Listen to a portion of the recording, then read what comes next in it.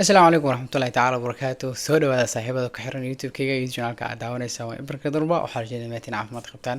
iska soo noqoshanaagsan guys. Sida maanta talka soo aragtay ama mawduuca ka soo aragtay waxaan rabaa inaan isu gudbiyo muuqaal hor ka duwan insha Allah. Muuqaalkan waxaa iskula fiirin doonaa dhalinyaradii ugu caansaneyd markii loo fiiriyay industry-ga music-ga Mareykanka oo ku dhacay scam weyn macnaha like حتى ما لديه كرد إسكام عادي dadkan waxaa loo adeegsaday qaab maskaxiyan insha Allah muuqaalkan hadda ka hesho waxaa cadeynaysa like-ta iyo fikradaada xagga comment-ga ku soo qortay muuqaalkana like-ta ka ilaawin aad iyo masantaa anu gudgalno muuqaalkeena ninka xagga kore sawirkiisa kaaga muuqdo waxaa loo magacaabaa Lou xilligaas sheekada ee dhacaysa ninkan wuxuu jiray 37 jir ah wuxuuna ku noolaa wadanka Mareykanka ninkan Lou wuxuu ahaa nin aad interest xiiso badan u qabo sidoo lacag fara badan ku sameey lahaa oo adiga lacag fara badan aad fara badan nin hunguri weyn u ahaa soo marka waxaa dhacday ninka inuu bilaabay inuu diyaaradaha kireeyo waliba diyaaradaha qaaska buun ka kireeyo dadka caanka ah oo celebrity-ka majaajilista ha noqoto fanaha noqdo sanadii markay 1991 ayaa diyaaradiisa wuxuu kula kulmay dhalinyaro aad u yar oo markaas lagu magacaabayo the new kids on the block I think saas oo maleyna magaca saxda ah soo markuu dhalinyarada ku arkay diyaaradiisa wuxuu weydiiyay sidee macquul ku noqoto dhalinyaro saan u yar inay private jet ku socdaan oo diyaaradaha qaaska ku socdaan manager-kooda soo booday wuxuu dhahay okay waxay sameeyaan oo dhahay music ka sameeyaan lacagaha arkoos oo dhahay waxa laga yaabaa dhahay markay u yar tahay inay salary record-ka ay gadayaan ay ka soo lacag ka bixiyaan $200 million tower-ka ay sameynayaan markay dalxiiso wadamo kale u aadayo show ku qabanayaan almost $800 million inay sameeyaan oo dhahay soo markaas like wuxuu dhahay wow waaba $1 billion oo dhahay fikrada ku soo dhacday ninkan easy wuxuu ka fikiray inuu asiga laftirkiisaba soo saaro dhalinyaro oo music industry xooga saaraan wuxuuna ku fikiray inuu sameeyo meel oo iskugu imaadaan dhalinyarada jecel fanka oo furaad meel oo furay dhalinyarada heesaa waxa jecel soo meeshaas waxa imaadeen dhalinyaro far badan ka soo qayb galeen wuxuuna sameeyay dhalinyarada inuu kala xulo 5 dhalinyaro ayuu soo xoostay wuxuuna shaqaaleysiiyay kuwa music writers oo heesaha qoro oo ereyada qoro asiga u naqaan waa dadka ereyada qoro dadka laxamada sameey adiga music wax ku saabsan oo dhan dadkii looga baahnaa uu shaqaaleysiiyay si dhalinyaradan 5 qof oo doortay oo soo xushtay oo ugu soo saaro dhalinyaro aad muusigooda aad meel dheer u gaarayso waxa dhacday marka sanadii 1996 inay soo saaraan like album-koodii ugu horeeyay wuxuuna noqday album waali ah oo u kala kacay like records fiican ay ka sameeyeen lacago fiican ay ka sameeyeen soo ninkan waxa muuqata Lou lagu magacaabo inuu guul weyn gaaray already macnaha fikradiisii ahayd inuu lacag ka sameeyo already waa gaaray laakiin sida ninkan hore iskugu soo sheegay inta uu ku ekaanin oo nin hunguri badan u ahaa like wuxuu dhahay waxaba ka fiicanba inaad gacanta ka hayso dhalinyarada ugu caansan markii industry music loo imaado inaad gacanta ka hayso waxa ka sii fiican inaad ku hayso labada dhalinyaro macnaha labo wuxuu rabaa inuu team kala aaso markaas idin la dhahay team kale oo kuwan ka soo horjeedo inuu aaso isla sidii lacag ku sameeyo waxa dhacay marka inuu team kale u fikiray oo aasi isla meeshii amal oo furay ragii hore u shaqaaleysiiyay maadaama qaybtan muusigooda ay gadmeen isla ragii oo music writers ka heesaha qoraay ayuu hadana shaqaaleysiiyay oo dhahay waxa iga soo saartaan dadkan dad fiican xagaas waxa ka soo baxay team lagu magacaabo NSYNC hadana qaldaneen teamkaas marka ayagana waxay noqdeen like waali soo wuxuu sameeyay markuu teamkan soo xulay ay wuxuu sameeyay inuu diyaarado gooni ku qaado asiga sidoo kale tigidyo free iyo maqaayadaha ugu sarsareeyay geeyo xitaa guri ay ku noolaadaan teamka cusub uu siiyay macnaha ragii hore wuxuu u qabanin oo ragan u qabtay oo meesha waxa ka cadeen already ninka inuu lacag ay soo galayso marka waxa dhacday inay dhalinyaradii cusub NSYNC teamka cusub isdhahan wow Lou waa nin fiican intaan dhan hadoo noo qabana waxaan dhan noo sameeyna marka wuxuu dhahay wuxuu dhahay aniga waxa aasay team kale hore oo lagu magacaabo the back street team hore magaciisa lahaa oo sameeyay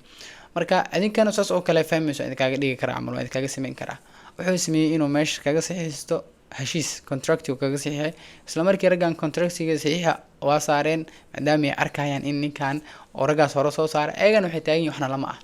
raggan ayagana soo kale 97 kuma qaadan wax badan waxay noqdeen ayagana on top ragii hore booskooda soo aadeen boo waali salaries badan ku dhacay like album fiican ay soo saareen heesooda dhan waa u kala kaceen markasta oo meelaha dalxiis aadaan waxay ahaayeen raggan kuwa Lou wareysana dhahayaan Lou waxa u baahanahay jeegeen inaan lacag helno oo lacag aan siiso soo ma basiineen raggan lacag kaliya lacag ay tigid ku raacaan diyaaradaha iyo waxyaabahaas cuntooyinkooda loo siinaa maahan lacag sax oo ka soo galaysa dakhligan industry-gan musiga oo heesa maba siinaynin markay weydiiyaan wuxuu dhahay okay jag weyn hal mar qaadan doontaan macnaha lacag weyn hal mar qaadan doontaan like hoolina wata shaqooyinkiin 2 sano ku dhawaad markaysan waxba lacag qaadanin ayuu habeenada kamid iskugu yeeray teamka cusub Insinkiga wuxuu ku dhahay like maqaayad hebel aan ku kulano waxay idin siin doonaa time to jag waxa xilligii lacagta qaadan lahaydeen so raga ayagoo faraxsan oo aad u faraxsan isdhahayo waxaad sell gareyseen 15 million iska badan oo album soo saarteen oo lacagihiisa aad ugu adiga qofkii wuxuu needis ku hayay sida ay sheegeen dhalinyaradan millions inay ku soo aadayso by each hal qof kamid ah so maqaayada markay imaadeen oo dhahay waa ku mahadsantiin shaqada adag aad qabateen oo hooshana faraha la gasheen oo meel fiican ka soo saarteen qof kasta wajeego faraha ka saar isla meesha ay ku furan jeegooda qof kasta wuxuu fiiriyay lacagta ku soo aaday ama lacagta u qaadanay waxay noqotay lacag ka wada nixis ayaga dhan kaliya qofkii waxa ku soo aaday $10,000 waa rag 2 sano ku dhawaad shaqeynayaan industry-ga musigan aad ugu dhex jiray lacaga sida saxda salaries far badan oo heesooda meel fiican gaareen maxaa albumkooda aad u kacsanay ala qof ku soo aaday 10,000 waxayna saas shaqeynayaan waa 2 sano ay ku jiraan meesha waxa kaaga muuqata inuu ninkan qaadanaynin sida saxda asiga maadaama teamka uu wato ma qaadana lacag 10 ku dhow waxa la sheegay inuu qaatay xilligaas 10 milyan lacag ka badan like a year asiga oo qaatay dadkana 2 sano kadib wuxuu siiyay 10,000 macnaheedu ay tahay sanadkii waxay ku shaqeynayaan saas oo kale 5,000 like waa adoo shaqo caadi ka shaqeynaysa ku dhaanta saas dadkan markay arkeen already way dareemeen inay xaalad ku xun tahay way bilaabeen warqadooda qaateen oo agreementiga saxiix ay gaareen contractigi waxay aadeen lawyer maadaama si cad ay ugu jeedaan dadkan inay xilligan aysan waxaan u qalmin lawyerka markay u tageen lawyerku wuxuu dhahay warqadii markuu fiiriyay waxa arkaa oo dhahay contractski like ama heshiiska ugu xumaa abida arko ninkan wuxuu idinkaga mid yahay oo dhahay music qaybta ay ku jirtiin idinkaga mid yahay lacagahan asiga idin siinayo intaas kaliya meesan kan xin waxa ugu sii dar lawyerku u sii sheegay ogaada waxa idinku leeyahay adinka deen macnaha rag fanaaniinta deena lagu leeyahay deentaasna wax kale ma aha diyaaradii ku qaadi jiray maqaayadihii oo marsiin jiray lacagihii all staffkaas wuxuu dhahay waa out of like payment-iga adinka lacagaha aad bixinaysiin ama lacagaha fanka idinkaga soo galay banaankiis jeebkiga ka bixinaa soo deyn idinku qoran waa adinka warqad xagaas ku qoran already dadkan way u jeedaan inay scam ku jiraan oo la dhacay oo xataa iska dhaaf lacagaha qaarkood aysan bixin karin 10,000 kuna ku soo aado markasta waxay ku dadaaleen inay sameeyaan wax kasto ay uga bixi karaan contractkan macnaha heshiiska maadaama heshiis lagu la galay awood kale ma lihid heshiiska inay ka baxaan isku dayaan dhinaca kale teamkii koowaad oo the back street ayagana hooshooda wataan muusigoodii hoolooda wasi wataan waa dad successful oo hoolooda wataan laakiin waxa cariiri caqabad ku noqotay raggan kale hadda soo baxay oo Insync teamka la dhahay aad ka hadda u soo shacbaxayo so markay baaritaan sameeyeen waxay soo ogaadeenba manager-kooda inuu yahay ragii asiga eega watay macnaha ragii ninkii soo saaray leh hadan teamkan soo saaray oo waxa soo ogaadeen ragii hore soo ogaadeen already waa yaabeen macnaha ninkii anaga gacanta ugu hayo oo gacanta ugu soo qabtay manager-keena ma teamka cusub oo gadaashina ka soo baxay oo distract haysa qaarkood distract ay jiro oo isku karbaasho oo nugu sameeyna like la yaab la noqotay ogaadana marka saas xaaladda ay tahay ninkan lagu magacaabo dhinacan oo teamka hore oo soo saaray ee teamkan oo dambe oo soo saaray dhaxdooda wuxuu ka dhaliyay nacab macnaha nacab ay isku qabin asaga kaligiisa sameynay meeshasna waxa ka baxday teamkan inay xitaa meeting sameeyaan ama xaflada ama meel ay ku kulmaan ama collaboration waxa la fanaaniinta inay isla shaqeeyaan heese isla sameeyaan inay isku imaadaan macnaha way ka baxday xagaas fursad wuxuu sii haystaa raggan inuu sii scam gareeyo raggan oo sii scam gareeyo lacagaha saas ay ku sii wataan soo habeenada kamid ah waxa dhacday in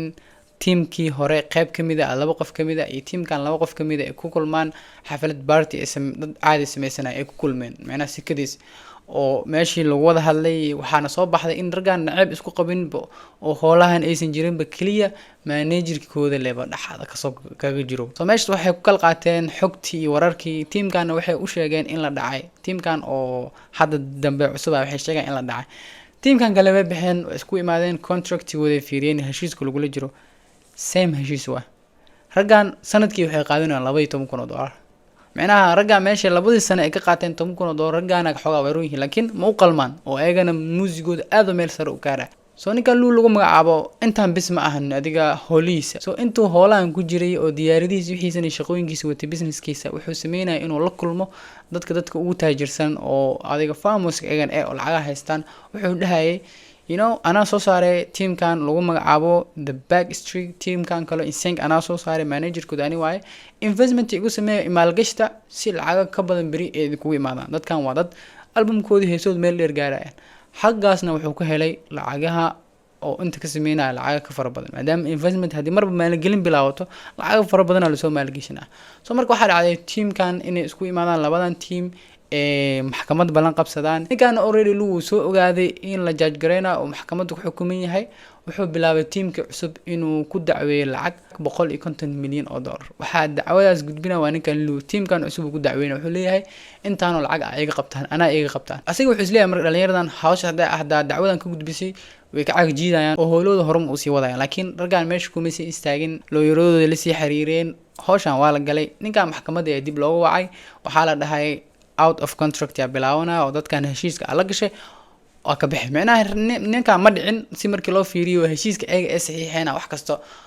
meesha ka bixina inay tuugnimo ay tahay ana ayaga waxaan saxiixeen soo marka waxay ku guuleysteen teamkii labadii teambo inay ninkan heshiiskiisa ee lugta kala baxaan dawladda FBI gan waxay sameysay inay baaritaan qaas ku sameyso ninkan lu waxa ku soo baxday ninkan dadkii oo maalgashiga lacag ka qaaday inuusan lacagaha ama lacagooda dib u aysan ugu celinin ee eegana report ay gudbinayaan markuu ogaado in baaritaankaas dawladda ay ku wado wuxuu bilaabay inuu wadanka carro Bali markuu tagay dawladdii waa ka daba tagtay waa la soo xiray waxayna ku xukumeen